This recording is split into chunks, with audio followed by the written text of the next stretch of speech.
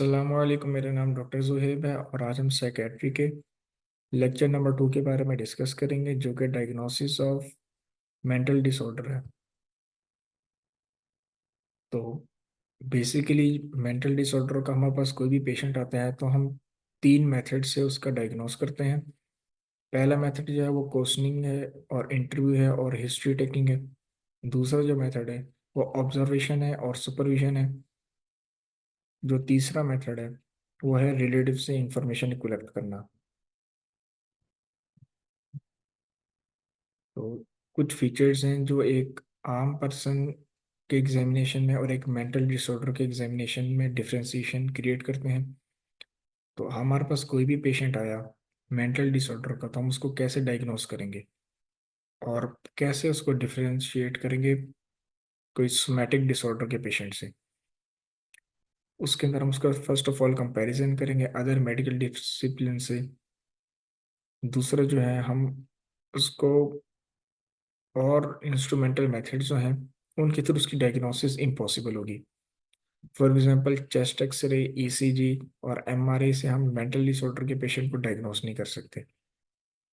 Laboratory examination like CBC etcetera से भी हम डायग्नोस नहीं कर सकते। तो साइकेट्रिक इंटरव्यू और हिस्ट्री टेकिंग जो है, इसके अंदर लिखा हुआ है कि ये क्वेश्चनिंग जो है वो डिफरेंट करती है एक सोमैटिक डिसऑर्डर के पेशेंट से। सोमैटिक डिसऑर्डर जो होता है ये एक ऐसा डिसऑर्डर होता है जिसके अंदर जो पेशेंट जो होता है उसका सोली फोकस होता है फिजिकल सिम्टम्स के ऊपर। फॉर एग्जांपल, एक बंदे का एक्सीडेंट हो गया है और वो आपके पास आया है, तो एक्सीडेंट में उसकी ब्लीडिंग हो रही होती है, ये है फिजिकल सिम्टम्स। या रैश होते हैं, कोई ना कोई साइंस होता है जिसके जरिए से हमें पता लगता है कि इसका एक्सीडेंट हुआ हुआ है। इसको हम कहते हैं सोमैटिक डिसऑर्डर, के सोमैटिक सिम्टम है। लेकिन जो मेंटल डिसऑर्डर होता है उसके सिम्टम्स जो हैं वो फिजिकली शो नहीं हो रहे होते। तो यहाँ पे जितनी चीज़ें लिखी हुई हैं, प्लेस है, एक्सटर्नल फैक्टर्स है, टाइम है, क्वेश्चन है, कंडीशन ऑफ द पेशेंट है, रिएक्शन है, ये सब सेकेंडरी चीज़ें हैं। जो प्राइमरी चीज़ है कि आपके पास एक पेशेंट आया है, आप सबसे पहले उसकी हिस्ट्री लेंगे। हिस्ट्री में आपसे पूछेंगे, आइडेंटिफिकेशन डाटा लेंगे। उसके अंदर हमारे पास सबसे पहले कंप्लेंट्स। लेकिन कंप्लेंट से भी पहले हम उससे पहले पेशेंट से उसका नाम पूछते हैं, उसकी एज पूछते हैं, उसका एड्रेस पूछते हैं, उसकी एजुकेशन पूछते हैं, ताकि हम उसकी लर्निंग एबिलिटी को जान सकें। फिर हम उसकी जॉब के बारे में पूछते हैं कि वो कहाँ जॉब कर रहा है और उसका बिहेवियर कैसा है। उसके बाद हम उससे सब्सटेंस ऑफ यूज़ के बारे में पूछते हैं कि वो किसी किस्म का कोई नशा तो नहीं करता, ड्रग्स तो नहीं लेता। फिर हम पूछते हैं उससे उसकी मैरिटल लाइफ के बारे में कि वो सिंगल है या उसकी शादी हो गई है। ठीक है। अगर हमारे पास कोई फीमेल आती है और मतलब वो सिंगल है, तो हम उसे उसकी मेंस्ट्रुअल हिस्ट्री के बारे में पूछेंगे। अगर कोई फीमेल आती है हमारे पास ओवरऑल मैरिड है, तो हम उससे उसकी सेक्सुअल लाइफ के बारे में पूछेंगे। मेल से भी यही क्वेश्चन पूछेंगे। और अगर फीमेल हमारे पास आती है और वो मैरिड है, तो हम उससे उसकी प्री नेटल, पोस्ट नेटल और एंटी नेटल हिस्ट्री के बारे में क्वेश्चन करेंगे। ठीक है। फिर उसके बाद जो है हम चीफ कंप्लेंट पे जाएंगे, फिर हिस्ट्री ऑफ प्रेजेंट इलनेस पे जाएंगे, फिर पास हिस्ट्री पे जाएंगे। फिर उसके बाद जो है हम ये क्वेश्चन पूछेंगे कि आपको अटैक कहाँ पर हुआ और कौन कौन से एक्सटर्नल स्टिमुली फैक्टर्स हैं जो ये रोल प्ले कर रहे हैं, और टाइम क्या था उस वक्त। ये सवाल हम तब पूछेंगे। साइकेट्रिक इंटरव्यू की जो क्वालिटी है वो दो चीज़ों पे डिपेंड करती है। एक करती है मेंटल कंडीशन ऑफ पेशेंट के ऊपर, दूसरी डिपेंड करती है pre morbid personality. Pre morbid personality होती है वो कंडीशन इंसान के बिहेवियर की, उसके इमोशंस की before the onset of mental disorders. यहाँ पे डेफिनेशन जो है वो थोड़ी सी डिफिकल्ट लिखी हुई है, लेकिन जो इसकी बेसिकली डेफिनेशन है वो यही है कि मेंटल डिसऑर्डर से पहले इंसान की पर्सनैलिटी कैसी थी, उसका बिहेवियर कैसा था। यहाँ पे आप देख रहे हैं कि साइकेट्रिक इंटरव्यू जो है तो उसके अंदर एंटीनेटल, प्रीनेटल, पोस्टनेटल हिस्ट्री जो है वो लिखी हुई है, चाइल्डहुड हिस्ट्री है, स्कूल हिस्ट्री है, ऑक्यूपेशनल है, सेक्सुअल हिस्ट्री है।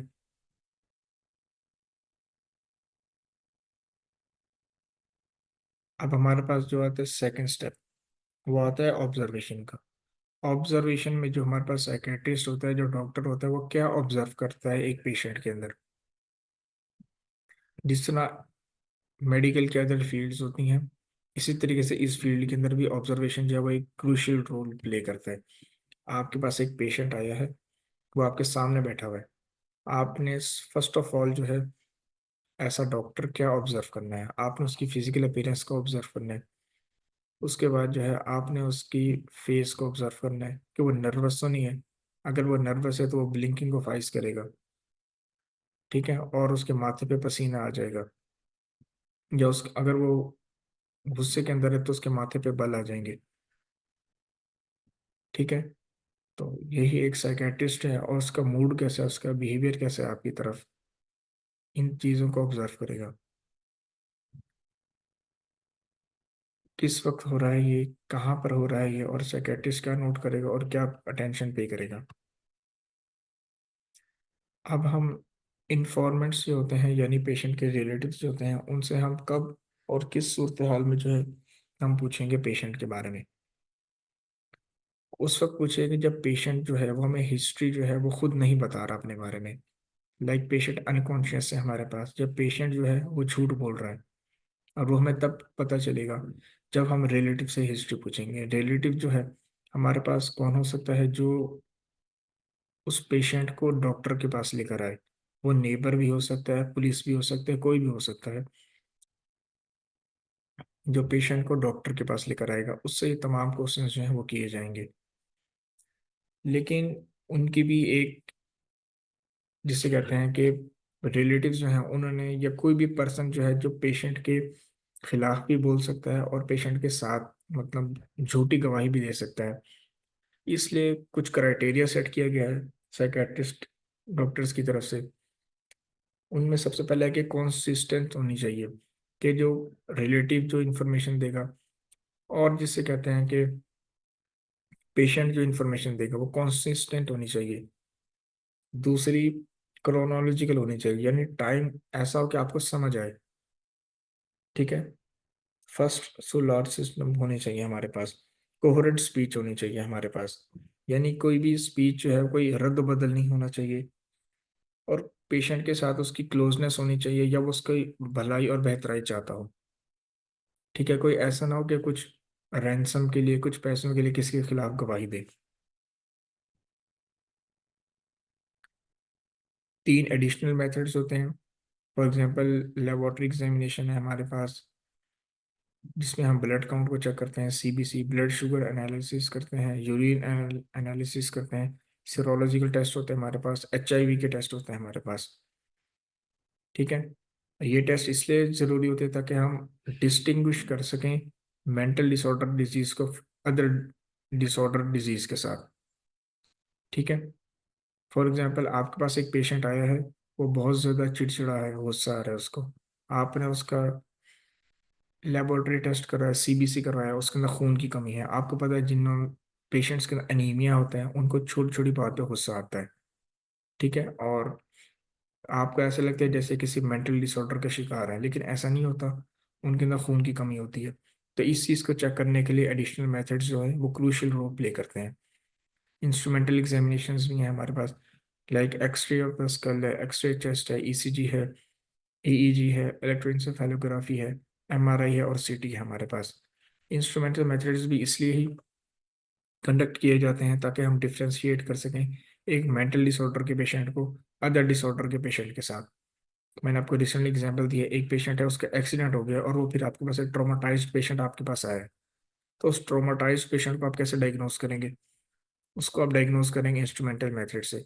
आप उसको डायरेक्ट मेंटल डिसऑर्डर की कैटेगरी में नहीं डाल सकते, मेंटल पेशेंट की कैटेगरी में नहीं डाल सकते, जब तक आप एडिशनल मेथड्स कंडक्ट नहीं करवाते। साइकोलॉजिकल एग्जामिनेशन है इसके अंदर। अब हमारे पास फिजियोलॉजिकल एग्जामिनेशन आता है और साइकोलॉजिकल एग्जामिनेशन। साइकोलॉजिकल एग्जामिनेशन जो है, इसके अंदर 3 किस्म के टेस्ट होते हैं, वो कंडक्ट किए जाते हैं। प्रोजेक्टिव टेस्ट होते हैं, पर्सनैलिटी टेस्ट होते हैं, इंटेलिजेंस टेस्ट होते हैं। जो प्रोजेक्टिव टेस्ट होते हैं, उनके अंदर हम पेशेंट्स को एम्बिगुअसली इमेजेस दिखाते हैं, और पेशेंट जो होता है हमें बताता है कि उसने क्या देखा। फॉर एग्जांपल, इसकी बहुत सारे टाइप्स भी हैं, आगे पढ़ेंगे। और जो पेशेंट जो होता है वही चीज़ें बताता है जो वो देख कर आया होता है या जो उसके दिमाग में चल रहा होता है। ठीक है। पर्सनैलिटी टेस्ट जो है, इसके ज़रिए से हम इंसान की पर्सनैलिटी जज करते हैं कि वो, उसके दिमाग में क्या चल रहा है और किस नौइयत का इंसान है। इंटेलिजेंस टेस्ट जो है, इनके थ्रू हम पर्सन की एबिलिटी चेक करते हैं, उसका आईक्यू लेवल चेक करते हैं।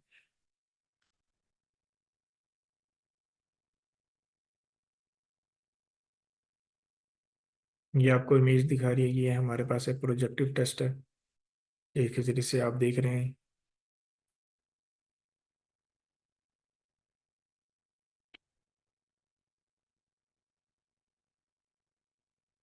ये हमारे पास प्रोजेक्टिव टेस्ट है।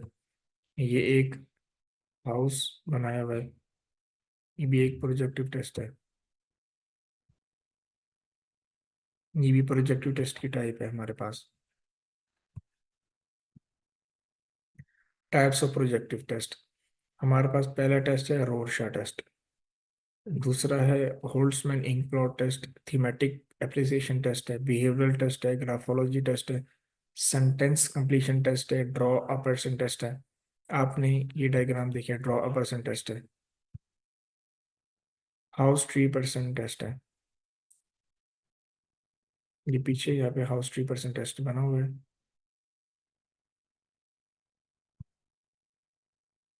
तो सबसे पहला है हमारे पास रोरशा टेस्ट। तो रोरशा टेस्ट जो है, ये एक ऐसा टेस्ट है जिसके अंदर हम लोग सब्जेक्ट की परसेप्शन जो है वो इंक प्लॉट के थ्रू रिकॉर्ड की जाती है।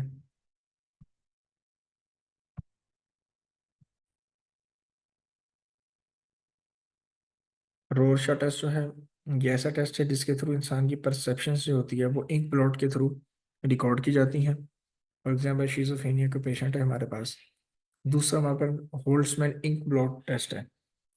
ये 5 से अबव साल के बच्चे के लिए होता है, और सब्जेक्ट जो होता है वो परमिट किया जाता है कि वो एक रिस्पॉन्स जो है वो इंक प्लॉट का लाजमी दे। दूसरा हमारा तीसरा जो टेस्ट है हमारे पास, वो है थीमेटिक एप्रिसिएशन टेस्ट। इसके अंदर क्या किया जाता है, इसके अंदर पर्सन को थीम्स दी जाती हैं, और उन थीम्स के ऊपर वो कुछ ना कुछ लिखता है या कुछ ना कुछ बयान करता है, और उसकी बेसिस के ऊपर उसको, जो उसकी मेंटल कैपेसिटी जो होती है वो जज की जाती है। बिहेवियरल टेस्ट है, इसके जरिए से इंसान का बिहेवियर चेक किया जाता है। ग्राफोलॉजी टेस्ट है, ये रिटन टेस्ट होता है जिसके जरिए से इंसान की राइटिंग के थ्रू उसकी पर्सनैलिटी और उसका माइंड जो है वो जज किया जाता है। सेंटेंस कंप्लीशन टेस्ट है, ये हमारे पास ऐसा टेस्ट है जिसके थ्रू एक सेंटेंस दे दिया जाता है और आपने कंप्लीट करना होता है, और जो वर्ड जो होता है वो डिसाइड करता है कि आपकी मेंटल कैपेसिटी जो है वो किस तरह की है। ड्रॉ अ पर्सन टेस्ट जो है, इसके हमें एक ड्राइंग दी जाती है कि हमें ये ड्रॉ करना है, अपनी शख्सियत के बारे में किसी भी और की इमेज हमें ड्रॉ करनी होती है। हाउस ट्री पर्सन टेस्ट जो है, इसके अंदर हमें एक पर्सन को, एक दरख्त को और एक घर को हमें ड्रॉ करना होता है। ठीक है, और इसके थ्रू जो है हम, हमारी पर्सनैलिटी जो है वो जज की जाती है। अब हमारे पास आ जाते हैं पर्सनैलिटी टेस्ट। पर्सनैलिटी टेस्ट जो होते हैं वो टेस्ट होते हैं जो हमारी पर्सनैलिटी को डिफाइन करते हैं, कि हमारी पॉजिटिव पर्सनैलिटी है या नेगेटिव पर्सनैलिटी है। ठीक है, और स्पीलबर्गर खीना जो टेस्ट है, ये हमारे पास वो टेस्ट है जिसके थ्रू हमारी पर्सनैलिटी जो होती है और उसके अंदर एंग्जाइटी जो होती है वो डिसाइड की जाती है। ठीक है, दूसरा हमारे पास है हैमिल्टन टेस्ट। हैमिल्टन टेस्ट जो है वो डिग्री ऑफ डिप्रेशन को डिसाइड करता है। ठीक है, इसको मेजर करने का तरीका ये है, हमारे पास एक हैमिल्टन स्केल होता है। हैमिल्टन स्केल के थ्रू जो है हमारे पास एंग्जाइटी जो है वो मेजर की जाती है। तीसरा और चौथा टेस्ट जो है हमारे पास, वो है कटेला टेस्ट। कटेला जो है ये नॉन वर्बल मेजर है ऑफ इंटेलिजेंस है हमारे पास। फिफ्थ हमारे पास है आई सिंक पर्सनैलिटी क्वेश्चन। इसको डिटरमाइन करने के हमारे पास तीन तरीके हैं। एक हमारे पास है एक्सट्रावर्जन है, दूसरा हमारे पास है न्यूरोक्रिटिसिज्म है, तीसरा हमारे पास है साइकोटिज्म है हमारे पास। इसको डिटरमाइन करने का तरीका। सिक्स्थ हमारे पास है मिनेसोटा मल्टीफेजिक पर्सनैलिटी इन्वेंटरी। इसके अंदर हमारे पास ट्रू फॉल्स क्वेश्चन होते हैं हमारे पास, हमने उसको सही क्वेश्चन का ट्रू बताना होता है और रॉन्ग को फॉल्स बताना होता है। ये डिसाइड करते हैं हमारी पर्सनैलिटी को। लुश्कर कलर टेस्टिंग टेस्ट जो है हमारे पास, ये एक स्विस साइकेट्रिस्ट ने इन्वेंट किया था। और हमें जो होते हैं वो एक कलर्स दे दिए जाते हैं और हमें कोई सा कलर चूज करना होता है, और जो कलर हम चूज करेंगे वो हमारी पर्सनैलिटी को डिसाइड करता है। फॉर एग्जाम्पल एक पर्सन ने ब्लैक कलर चूज किया है तो उसकी पर्सनैलिटी ही वो बहुत, जिसे कहते हैं कि बैड है। या रेड कलर चूज किया, डार्क कलर जो है वो बैड पर्सनैलिटी को इंडिकेट करते हैं। Temperament and character inventory test. Temperament जो होता है और करेक्टर इन्वेंटरी टेस्ट जो होता है, ये हमारे पास इंफॉर्मेशन जो कलेक्ट करता है चार चीज़ों के ऊपर बुनियाद है इसकी। इसकी है सैंग्विन, मेलेंकोलिक, कोलरिक एंड फ्लेगमेटिक है। ये टेम्परामेंट एंड करेक्टर इन्वेंटरी जो है ये इन चीज़ों के ऊपर बेस्ड करता है। अब हमारे पास आते थे इंटेलिजेंट टेस्ट। इंटेलिजेंस टेस्ट जो होते हैं हमारे पास, ये वो टेस्ट होते हैं जो हमारे आईक्यू लेवल जो है उसको डिसाइड करते हैं। जो कैटल कल्चर फेयर टेस्ट है, इसके अंदर जो कल्चर जो होता है और इन्वायरमेंट जो होता है उसकी हिंड्रेड नहीं होती, और इंसान जो होता है उसके आईक्यू और मेंटल लेवल को जज किया जाता है। Otis learning school ability test, इसके अंदर भी यही होता है, लेकिन इसके अंदर कल्चर और जिसे कहते हैं कि इन्वायरमेंट का रोल जो है वो नहीं होता। रेवन प्रोग्रेशन मैट्रिसेस, इसके अंदर आपको बॉक्सेस दे दिए जाते हैं, उन बॉक्सेस के बेस के ऊपर आपने, और ये आपकी मेंटल पर्सनैलिटी जो है ये आपके आईक्यू जो है उसको जज किया जाता है।